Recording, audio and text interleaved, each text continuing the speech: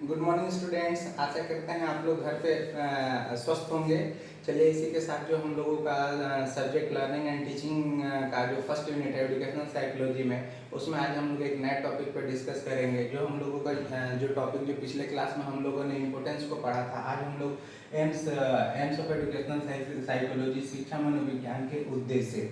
तो यहाँ पे उद्देश्य की अगर हम लोग बात करते हैं कि शिक्षा मनोविज्ञान का उद्देश्य, तो शिक्षा मनोविज्ञान किसके लिए, अगर मनोविज्ञान यहाँ पे जुड़ा हुआ है तो किसके लिए जुड़ा हुआ है? शिक्षा के लिए जुड़ा हुआ है। तो जो शिक्षा का उद्देश्य है वही मनोविज्ञान का उद्देश्य है। शिक्षा मनोविज्ञान के अंतर्गत जो शिक्षा का उद्देश्य, जो हम लोग कह सकते हैं कि शिक्षा का उद्देश्य बच्चे के जन्मजात गुणों को विकसित करना, या फिर हम लोग कह सकते हैं बच्चे को सर्वांगीण विकास करना शिक्षा का मुख्य उद्देश्य है। तो शिक्षा का जब ये मुख्य उद्देश्य है तो मनोविज्ञान का भी ये उद्देश्य है कि उसको हम लोग और भी बेहतर तरीके से कैसे सर्वांगीण विकास कर सकते हैं। तो इसलिए हम लोग देखते हैं कि जो शिक्षा का उद्देश्य है वो शिक्षा मनोविज्ञान का उद्देश्य बन जाता है। क्योंकि अगर हम लोग जब तक अगर किसी में परिवर्तन चाहते हैं तो उसका अध्ययन जरूरी है। अगर जब तक हम उसका अध्ययन नहीं करेंगे तब तक उसकी कमियों को नहीं समझेंगे और उस कमियों को दूर नहीं कर पाएंगे तो उसका बेहतर विकास नहीं हो पाएगा। इसी तरह से हम लोगों को देखना है कि शिक्षा मनोविज्ञान के माध्यम से हम लोग शिक्षा को सुदृढ़ करते हैं और सरल करते हैं, और लर्निंग प्रोसेस जो है उस प्रोसेस को सिंपल करते हैं, और लर्निंग को काफ़ी इफेक्टिव ढंग से प्रेजेंट करके हम लोग बच्चे को शिक्षित कर उसे सर्वांगीण विकास की दिशा में अग्रसर करते हैं। इसी के साथ जो हम लोग आज देखेंगे कि शिक्षा मनोविज्ञान के जो मुख्य उद्देश्य हैं, कि शिक्षा मनोविज्ञान के क्या क्या उद्देश्य है, उसमें जो हम लोगों के पास जो सबसे पहला पॉइंट आता है कि छात्रों की योग्यताओं, क्षमताओं तथा सामर्थ्य का ज्ञान प्राप्त करना।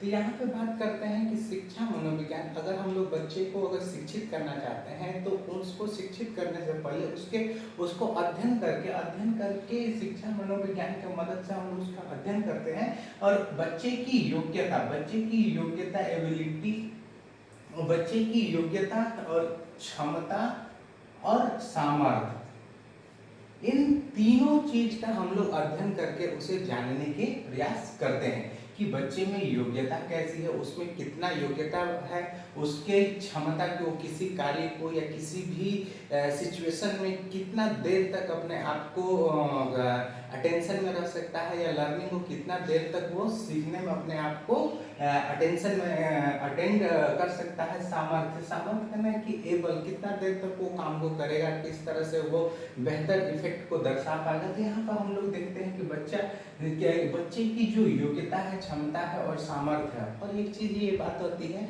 कि योग्यता, क्षमता और सामर्थ्य जो होता है ये गुणात्मक गुण होता है, ये क्वालिटी होती है। तो ये क्वालिटी जो बच्चे को जन्मजात मिलती है, वो जन्मजात क्वालिटी को प्रत्येक व्यक्ति में अलग अलग होती है। इस कारण से इन क्वालिटियों को जानना बहुत ही अनिवार्य हो जाता है, क्योंकि जब तक हम बच्चे की क्वालिटी को नहीं समझेंगे तब तक हम उसके लिए बेहतर एक एजुकेशनल प्लेटफॉर्म नहीं बना पाते हैं। तो इसलिए हम लोगों को शिक्षा मनोविज्ञान का जो उद्देश्य है मुख्य रूप से बन जाता है कि छात्रों की योग्यता, क्षमता और सामर्थ्य का ज्ञान प्राप्त करना है। उसके बाद से जो हम लोगों का सेकेंड पॉइंट आता है, सेकेंड पॉइंट में अगर हम लोग बात करते हैं तो छात्रों की रुचि, यहाँ पे एक आता है रुचि का ज्ञान प्राप्त करना।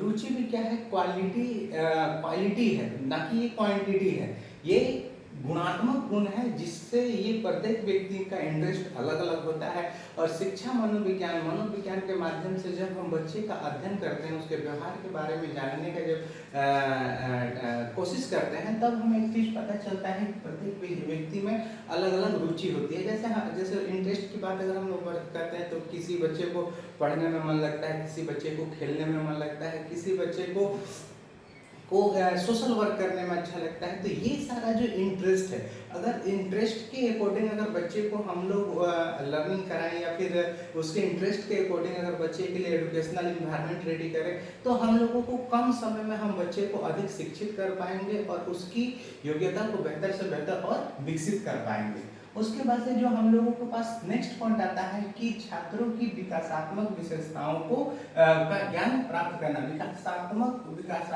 विशेषता कहने का मतलब है कि विकासात्मक विशेषता की ग्रोथ और डेवलपमेंट किस तरह से हो रहा है। प्रत्येक व्यक्ति के जो जन्म से लेकर मृत्यु तक ग्रोथ, वृद्धि और विकास करता है, ग्रोथ और डेवलपमेंट करता है, उसके कौन कौन से स्टेप से होकर वो गुजरता है और किस किस स्टेप में उसके में क्या क्या विशेषताएं आती हैं, क्या क्या गुण आते हैं, और उनका पहचान करना और उन गुणों के पहचान के आधार पे शिक्षा का स्वरूप तैयार करना। तो यहाँ पे हम लोगों को देखना है कि छात्रों की विकासात्मक विशेषताओं का ज्ञान प्राप्त करना,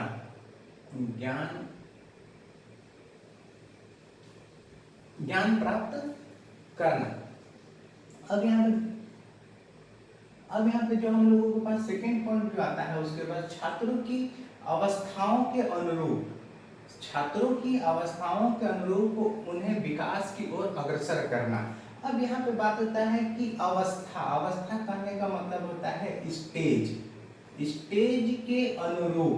अब यहाँ पे देखना है कि स्टेज क्या है। तो स्टेज की अगर हम बात करते हैं तो स्टेज जो बच्चे ग्रोथ और डेवलपमेंट में जो अवस्थाएं को प्राप्त करते हैं, जैसे मान लो कि इन्फेंसी स्टेज पहला अवस्था है, उसके बाद से बाल्य अवस्था जिसको चाइल्डहुड कहते हैं, किशोरावस्था जिसको एडोलेसेंस कहते हैं। तो इन अवस्थाओं, तो प्रत्येक अवस्था के अनुरूप, अब जैसे मान ली कि जो अवस्था अगर बच्चा इन्फेंसी स्टेज में है तो उसके अंदर उसकी विशेषताएं अलग अलग है, तो उस इन्फेंसी स्टेज के अकॉर्डिंग हमको शिक्षा का स्वरूप रेडी करना है। उसके बाद से हम लोगों का जो चाइल्डहुड आता है, तो चाइल्डहुड में बच्चे के अंदर अलग विशेषताएं आ जाती है। विशेषताएं करने का मतलब उसका फिजिकली और मेंटली दोनों क्वालिटियों में आपको परिवर्तन देखने को मिलता है। तो उन सभी परिवर्तनों के माध्यम से जो बच्चे में प्रेजेंट विशेषताएं दिखती हैं, उस विशेषताओं को ध्यान में रखकर उन विशेषताओं के अनुसार हम लोग क्या करते हैं, एक शिक्षा का स्वरूप या एक करिकुलम का निर्माण करते हैं और बच्चे को उनके विकास की ओर अग्रसर करने का कहने का मतलब है कि एक स्टेप से दूसरे स्टेप, अगर इन्फेंसी से हम लोग आगे की तरफ ग्रोथ की तरफ उसे अग्रसर बढ़ाने का प्रयास करते हैं। उसके बाद से हम लोगों का जो नेक्स्ट पॉइंट आता है कि छात्रों के वंशानुक्रम में ज्ञान प्राप्त करना। अब यहाँ बात आती है कि छात्रों के वंशानुक्रम करने का मतलब है कि हेरिडिटी से अगर हम लोग बात करते हैं तो हेरिडिटी क्या है, बच्चे को उसके माता पिता, उनके पूर्वज से जो गुण प्राप्त होते हैं उन्हें हम लोग हेरिडिटी गुण कहते हैं। तो अब यहाँ हेरिडिटी भी अगर हम लोग वंशानुक्रम के नियम पे अगर थोड़ा सा फोकस करें तो नियम कहता है कि लंबे माता पिता के बच्चे लंबे होते हैं, काले माता पिता के बच्चे काले होते हैं और बुद्धिमान माता पिता के बच्चे बुद्धिमान होते हैं। तो इस तरह से अगर जो जेनेटिक के नियमों का अनुरूप करते हैं तो जेनेटिक का भी काफी महत्वपूर्ण स्थान बन जाता है। तो अगर बच्चे का अगर मनोविज्ञान के आधार पर अगर हम लोग जेनेटिक के बारे में अध्ययन करते हैं कि बच्चे में किस तरह के पूर्वजों के गुण हैं, कि इनके पूर्वज, इनके फैमिलीज का बैकग्राउंड क्या है, इनका जेनेटिक स्ट्रक्चर क्या है, या फिर इसके अकॉर्डिंग हम लोग बच्चे में होने वाले डिजीज को भी सॉल्व करने में हम लोगों को काफी मदद मिलती है। कि जो पीढ़ी दर पीढ़ी चली आ रही कुछ बीमारियां, जो जेनेटिक बीमारियां होती हैं, उन बीमारियों को भी हमें अध्ययन के माध्यम से उसे सॉल्व करने का अवसर मिलता है। और जेनेटिक का ज्ञान प्राप्त करके हम बच्चे में बेहतर से बेहतर रूपांतरण करने का प्रयास करते हैं। चलिए यहाँ तक हुआ हम लोगों को 5 पॉइंट, और ये इसके बाद अभी हम लोग फिर करेंगे कंटिन्यू।